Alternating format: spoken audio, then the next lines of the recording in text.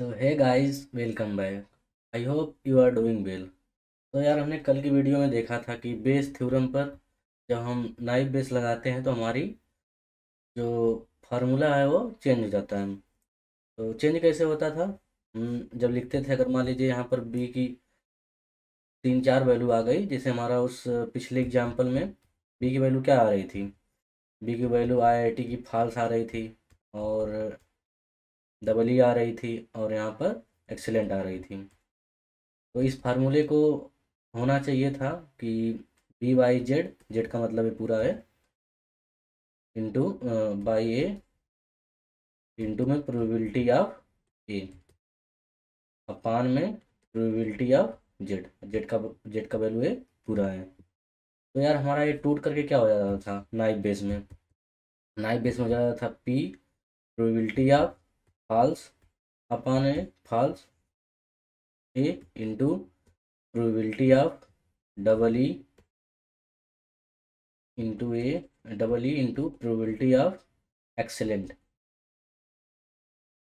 Upon A, into probability of yes, upon में P of Z. ठीक है, P Z की वैल्यू ये हमारी है। तो ये वाला टर्म तो कॉमन हो जा रहा था, हमने इसको निगेट कर दिया था, हमारा ऊपर वाले टर्म से ही डिसाइड हो जा रहा था। तो आज हम देखेंगे कि ये जो फार्मूला है ये आता कहाँ से है, इसका हम पूरा डेरिवेशन देखेंगे। ठीक है, तो चलो यार देखते हैं कि आता कहाँ से है।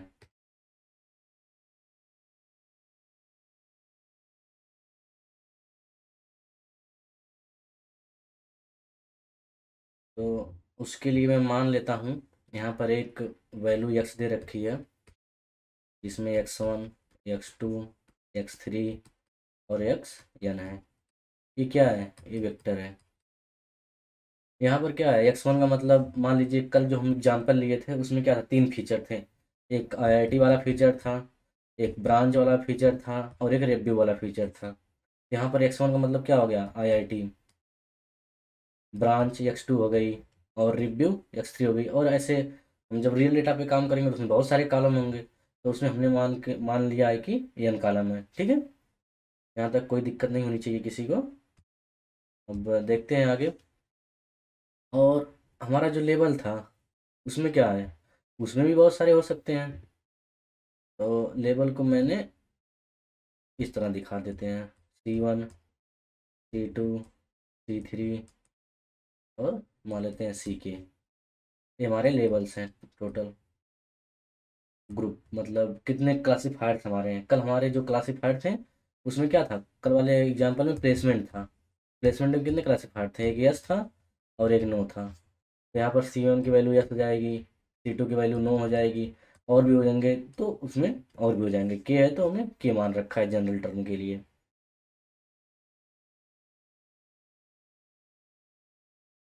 ठीक है, आगे चलते हैं। अगर हम प्रोबेबिलिटी निकालें सी के यक्स की, तो बायस तुम लगा के बताइए इसका फार्मूला क्या आएगा। यहाँ पर एक्स कैपिटल है, ठीक है। तो बायस थ्योरम से आ जाएगा probability of x C K into probability of सी के अपॉन प्रोबेबिलिटी ऑफ एक्स। ठीक है, तो ये वाला एक्स सब में कॉमन होता है, तो इसको हम हटाते हैं अभी के लिए। तो इसको हटा देते हैं हम। सी K into x equal to क्या लिखेंगे?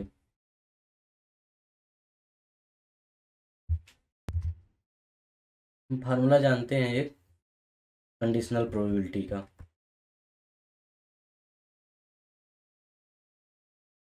कंडीशनल प्रोबेबिलिटी का फार्मूला क्या होता है बता दो। कंडीशनल प्रोबेबिलिटी मीन्स क्या होता है? What is the probability of A in given B is equal to probability of A intersection B upon में बी। ठीक है, अगर इसको हम इस तरह लिख दें तो कोई प्रॉब्लम तो नहीं है कि probability of A intersection B equal to probability of A given B into probability of B. ठीक है, अब हम बार बार इसी का यूज करेंगे। ठीक है, यहाँ पर देखिए, आप इसको देखिए और इस पूरे फार्मूले को देखिए, ये कुछ सेम सेम सा नज़र आ रहा है। ठीक है, हम इसको क्या लिखेंगे, हम इसको इस तरह लिख सकते हैं। तो लिखेंगे P C K X equal to P of P X E intersection C K. ठीक है, इसका यूज करके भी इस इक्वेशन को हम ऐसा लिख सकते हैं।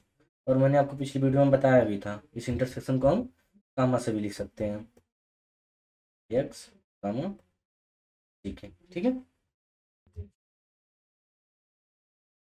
हम लोग अपनी वैल्यू रखते हैं तो आएगा इक्वल टू, यहाँ पर एक्स की वैल्यू क्या है, x1 x2 x3। चलो पुट कराओ वैल्यू। तो X equal to P of x1 x2 x3 x4 xn और क्या है सी के है। ठीक है, यहाँ पर हम लोग कुछ एजम्पशन करते हैं, एजम्पशन नहीं मतलब नॉट एग्जैक्टली एजम्पशन, कुछ मानते हैं इसको ए और इस पूरे को बी मानते हैं। मैंने बोला था आपको क्या कि या तो ए कामा बी लिख सकते हैं, या ए इंटरसेक्शन बी लिख सकते हैं, या ए एंड बी लिख सकते हैं। ठीक है, तो वही चीज़ यहाँ पर है। यहाँ पर हम लेते हैं, यहाँ पे क्या लिखा है, ए इंटरसेक्शन बी मान सकते हैं, और इसका फार्मूला क्या है हमको पता है, अभी भी तो बताया था, क्या था, A intersection B equal to P of A upon B into P of B, probability of A given B and probability of B. तो वही सेम चीज़ हम लोग यहाँ पर लिखेंगे, इंटू प्रोबेबिलिटी ऑफ बी। ठीक है, बस हमारा एक की जगह x1 है और बी की जगह ए वाला टर्म है। आइए इसको लिखते हैं, हो जाएगा हमारा P of A by B, A means x1, B का मतलब x2 x3 और xn लास्ट में C of K into P of B, B means x2 x3 xn और सी ऑफ के। ठीक है, चलो अब इस टर्म को मान लेते हैं कैपिटल ए, कैपिटल ए नहीं स्मॉल ए मान लेते हैं। तो क्या मिलेगा हमें, हमें मिलेगा A into P of x2 x3 x4 xn और सी ऑफ के। ठीक है, फिर वही काम करते हैं, ये कैपिटल ए और इस पूरे को कैपिटल बी, क्या हो गया A union B equal to P of A by B into P of B. आप देख रहे हैं इस चीज़ को बार बार मल्टीप्लाई होता है, तो इसे कहते हैं चेन रूल कंडीशनल टर्म, का नाम है chain rule, chain rule conditional term. ठीक है, तो अगर फिर हम इसको फार्मूले से पुट करते हैं तो ए हमारा पहले से है। ठीक है, ये हमारा पहले से है, तो ए इंटू ये वाला टर्म हो गया P of A by B, A by B का मतलब x2 upon x3 x4 xn और C of K into P of B यहाँ से, यहाँ पर कहाँ से स्टार्ट हो रहा है, x3 से स्टार्ट हो रहा है, तो x3 x4 x5 और xn लास्ट है हमारा सी ऑफ के। अब देख रहे हैं एक टर्म बार बार हमको मिलता जाएगा, एक टर्म और लिखते हैं। ठीक है, एक टर्म और लिखते हैं, इसको हम पूरे को मान लेते हैं स्मॉल बी, पूरे को स्मॉल बी मान लेते हैं। तो अगला टर्म हमारा क्या होगा? अगला टर्म आएगा, ये तो हमारा पहले से था, और ये वाला हो गया B into P of x3 x4 और xn, और सी ऑफ के हमारा तो पहले से ही है। ठीक है,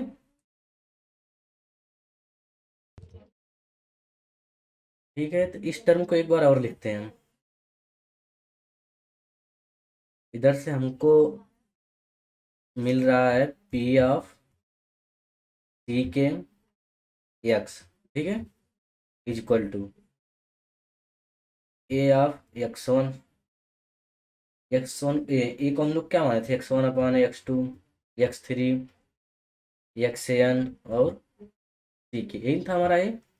और बी क्या था, स्मॉल बी था x2 x3 x4 xn और सी के। इस तरह एक टर्म और लिखवा दो। तो x3 सी क्या, अगला टर्म आएगा x3 x4 x5 और xn और सी ऑफ के। इसी तरह अगला टर्म क्या आएगा? अगर मैं पूछूं आपसे कि लास्ट से दूसरा टर्म क्या होगा, from the last what is the second term? Second term आपको मिलेगा, actually third term, P of X N minus one, और बचेगा एक्स ऑफ एन और सी ऑफ के। इसके बाद वाला टर्म क्या आएगा? इसके बाद वाला टर्म आएगा P of X of N और C of K. Last term क्या आएगा? लास्ट टर्म आएगा P of C of K. ठीक है, तो यार देखो, हमको ये चाहिए, ये इम्पोर्टेंट है। ठीक है, यहाँ पर क्या लिखा हुआ है? हमारा फार्मूला तो वही तो लिखा हुआ है। इसको इसको इसको और भी जितने टर्म आएंगे, यहाँ पर हमारी आती है नाइव्स एजम्पशंस। यहाँ पे आता है हमारा knives assumptions, NIVE assumptions, AGASSUMPTION। ठीक है, नाइफ एजम्पशन क्या करती है, देखते हैं क्या करता है। या तो इसे बोलते हैं conditional independence, conditional independence dense. ठीक है, इसी को बोलते हैं कंडीशनल इंडिपेंडेंस। कंडीशनल इंडिपेंडेंस में क्या होता है, अगर मैं फार्मूला लिखूं, P of A by B, ये होता है पी ऑफ ए के। इसमें क्या होता है कि अगर हमारा P of A by B का मतलब क्या है कि what is the probability of A when B given, लेकिन कंडीशनल में क्या होता है कि ए की प्रोबेबिलिटी बी पे डिपेंड नहीं करती है। ठीक है, तो इसको हम लिख देते हैं P of A by B equal to P of A. इस तरह, और अगर हम इसको बी को और बढ़ा दें क्या हो जाएगा, अगर मान लीजिए बी में दो वैल्यू आ गई, बी और सी, इसको क्या लिख सकते हैं? अगर मैं इसको इस तरह लिख दूँ कोई दिक्कत तो नहीं होगी आपको? सी, फिर मैंने यहाँ पर बी को हटाया था, यहाँ पे दो वैल्यू आ गई तो मैंने फिर एक वैल्यू हटा दिया, यहाँ पे सी को भी ऐसे हटा सकता हूँ, क्योंकि जो प्रोबेबिलिटी ऑफ ए है वो डिपेंड नहीं कर रही है अगले टर्म पर। ठीक है, तो हम यही एजम्पन्स यहाँ पर यूज करेंगे, इसमें, इस वाले टर्म में, इस वाले टर्म में, और जितने भी टर्म आएंगे उसमें। ठीक है, तो देखते हैं क्या आता है।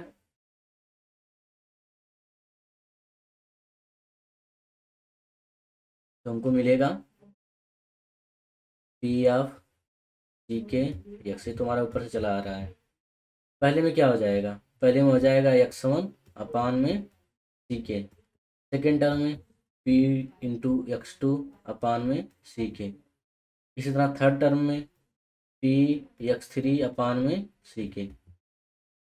ठीक है, लास्ट टर्म में क्या आएगा? P of X N C K into में पी ऑफ सी के, ये आएगा। ठीक है, आपको कुछ दिख रहा है यहाँ पे, ये सब मल्टीप्लाई हो रहा है। अगर मैं इसको इस तरह लिख दूँ तो एकदम दिक्कत नहीं होनी चाहिए। मैं इसको आगे ले लेता हूँ, मैं लिख देता हूँ P of C of K into में pi I is equal to 1 to N P of x I C K. कोई दिक्कत? एकदम दिक्कत नहीं है। अरे क्या हो रहा है, बस पाई का मतलब क्या होता है, मल्टीप्लाई करना टर्म का। वही तो हो रहा है यहाँ पे। एक्स आई के वैल्यू 1 रखेंगे तो एक्स वन बाई सी के आ जाएगा, 2 रखेंगे एक्स टू बाई सी के आ जाएगा, यहाँ रखेंगे तो एक्स एन सी के आ जाएगा। ठीक है, तो यार यही हमारा मेन फार्मूला है। ठीक है, आपको एक एक्चुअली ये नहीं है, ये प्रोपोर्शनलिटी आएगा। प्रोपोर्शनलिटी क्यों आएगा? जो हमने इसके नीचे का टर्म था, जो हमने एजम्पशन में हटा दिया था, मतलब वो सब में कॉमन होता है इसलिए हमने उसको निगलेक्ट कर दिया था। जो यहाँ पे नीचे वाला टर्म आता है पी ऑफ जेड, हमने क्या किया था, उसको हटा दिया था। क्यों था, क्यों हटाया था? क्योंकि ये सब में कॉमन था। तो फार्मूले में लास्ट में आ जाता है हमारा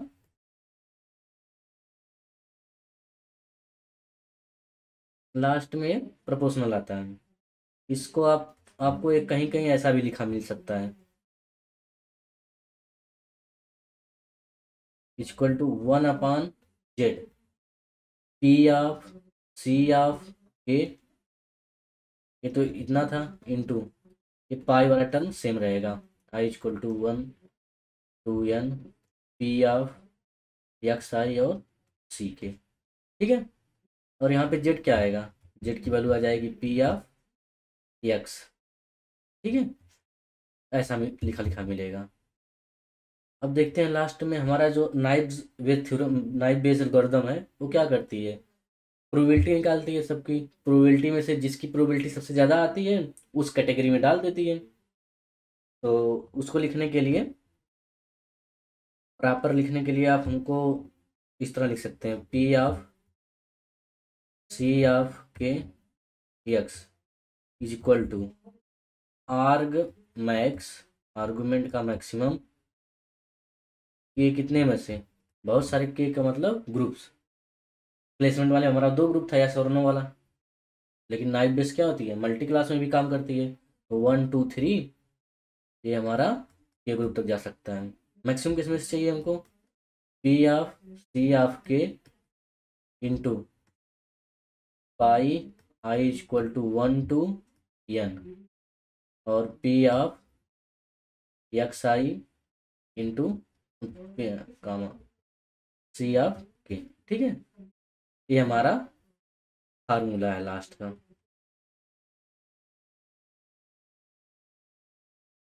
ठीक है, ये मेन फार्मूला है। तो यार इस पीडीएफ का जो मैंने जो पीडीएफ बनाया, इसका लिंक मैंने दे रखा है, आप उसको जाके डाउनलोड कर सकते हैं, देख सकते हैं।